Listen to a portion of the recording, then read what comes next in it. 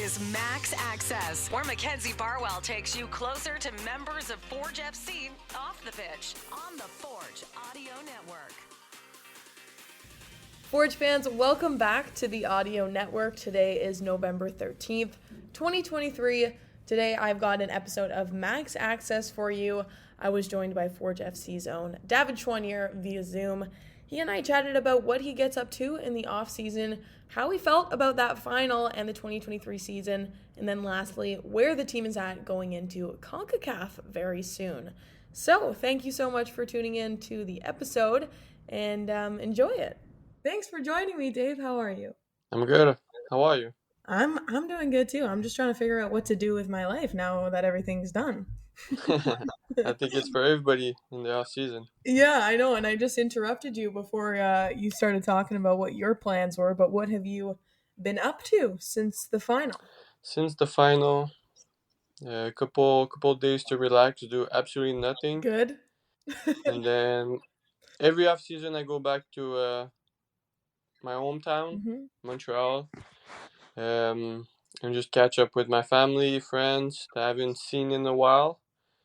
And I'm here for a couple more days. I'm going back to Hamilton, and I do a bit of back and forth during the off season. So that's the plan. So you're in Montreal right now then? Yeah. And you mentioned that you're also training. How does that work? Like, how does that training schedule work for you just to stay fit, stay healthy? You said you might get a few touches in with your brother as well. Yeah. We improvise. We don't have a schedule. We train whenever we want. If I'm bored, honestly, I feel better when I train than when I don't do anything. So yeah, I'm lucky enough to have a stadium 15 minutes from my house where I know the people really well, and they just offer me the field for free. So I can go in the morning. It's always in the morning because it's usually used in the afternoon and evening. So lucky enough I have that, so I can go whenever I want and just play around and try to get better. Right. Yeah, stay on your routine too. That makes it way easier, I think. It's easier to keep in the flow of things. I know what you mean. That's why we're doing this at 9 a.m., because the facilities the facility is busy in the afternoon. Okay, well, before we start talking about what's next for the team, I do want to kind of reminisce on the 2023 season to start. And I know it was a different one for you, not only, for the team and the way that the whole season unfolded, but also you were struggling with an injury for a good part of it. So what do you think are some of the biggest lessons that you'll take from this season going into the next one? Stay fit. Because if you're not fit, you don't play, and it becomes a fight with yourself. And obviously my injury was not an easy one. I had to go through a lot, and it's always hard when you can't be with the team and help the team win games.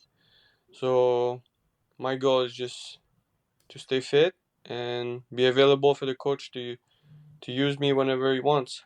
Yeah, you mentioned it's hard not to be able to contribute, especially in that stint in the regular season where you had to stay out after your surgery for a couple games. But obviously toward the end in playoffs, you had the opportunity to come in. So what did it mean to, finally at the end there be able to make an impact and come in and help them out?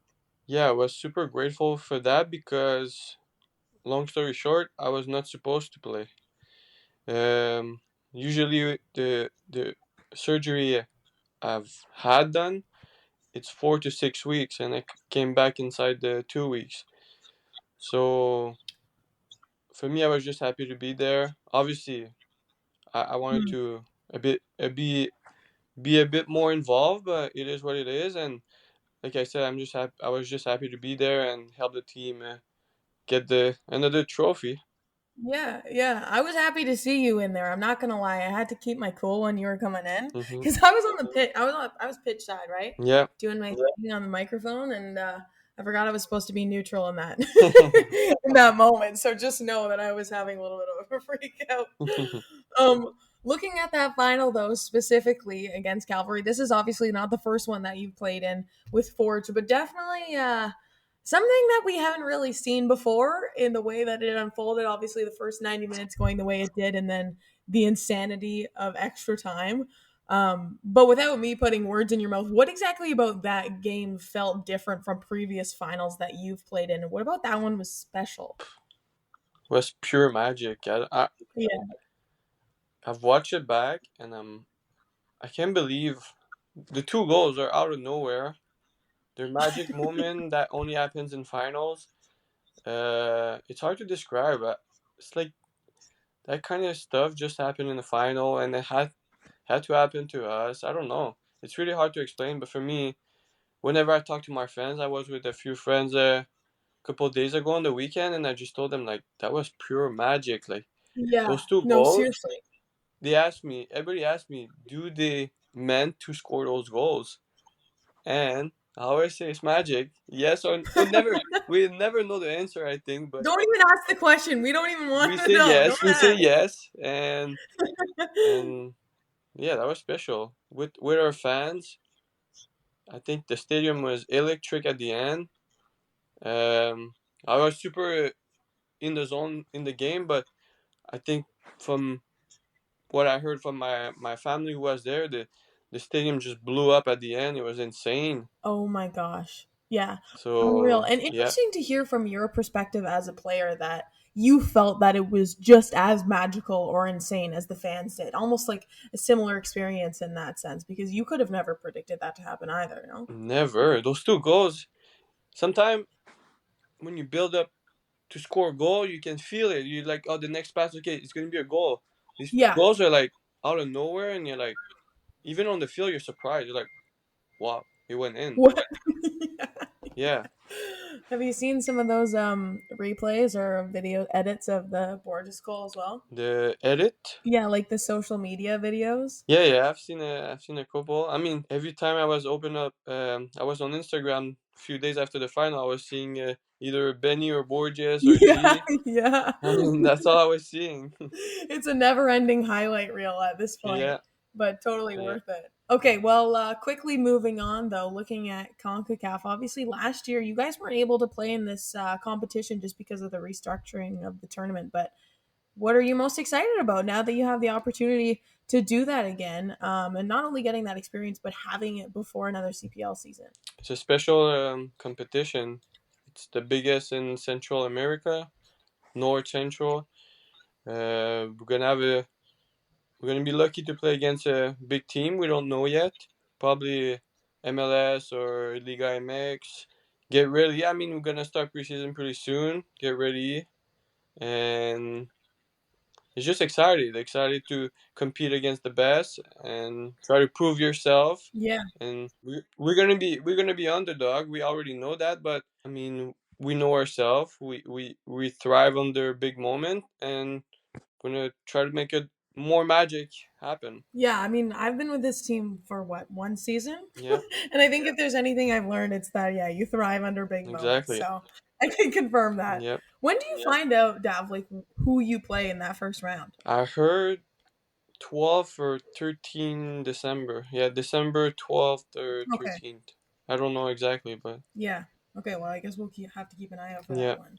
Did you feel the difference coming into this season, not having that experience that you have had in previous seasons in terms of CONCACAF? Did you feel that that contributed to the overall performance of the team or just the morale or anything like that? I don't think so. We knew. We knew. No? It's not a surprise. We didn't. Yeah, we knew we would not have CONCACAF this year, so no. I don't think it changed anything to the season. Yeah, I mean, like, fourth championship later couldn't have made that much Exactly. of an Exactly. impact. Yeah. Totally. Okay, that's totally fair. All right, before we wrap up, I got a few questions out of curiosity, okay? Favorite postseason hobby? You've got more time on your hands. What are you doing in your spare time? Other than training, don't give me a boring answer here. Yeah, no. I train all year long, so I'm not gonna say training. Priority is catch up with my family and friends. Okay. Hobbies, I'm boring. You're not No, painting any pottery, like But to be fair, like hanging out with your family and friends is kind of a hobby. Yeah, especially friends that I haven't seen all year long. Okay. I always catch up. We do 2 days ago I went dinner and a little bar after with them. It's just a great time every time you get to see them again. So Yeah, it's always nice. exciting to catch up. All right, let's count that. That's good. Favorite cheat meal? You mentioned a few times in the season that you're a big brunch guy. Brunch, yeah. But brunch for me is not cheat meal. I Okay, mean, if you that's fair. in Hamilton I like stacked. I was If gonna say we I went to Stacked yesterday and I thought of you. Yeah, Sorry, I just yeah. screamed. Stacked is one of the good places that we like to go, and Yeah. obviously if you get the pancake and stuff, that counts like a cheat meal. But I like a good cheeseburger. Okay. Yeah, I'll go with cheeseburger. Okay. Okay. Last one. Actually, I feel like we kind of already answered this question by doing this interview at this time of day. Sleep in or wake up early in the off season? Wow. If you would ask me 2 years ago, I would say sleep in, but now I prefer to wake up 8. Okay. My alarm is usually set at 8:30. If I pass 8:30, I like to get a routine in the morning just to get my day going. Mm-hmm. But I'll say 8:30. I don't know if that's sleep in or I feel like that's reasonable. I don't think that's a sleep in, but I don't think that's a ridiculous, 6 yeah. a.m. rise and grind. So wake up before 9. Okay, I like that. I Yeah. like that. Because then, yeah, you still get your morning, but you're Yep. not up at the crack of dawn. Yep. And then you have half an hour to prep before an interview with me. Exactly. Exactly. Okay, well, thank you so, so much, Dov. We'll have to catch up soon. I appreciate you coming on to the audio network. Thank you for having me.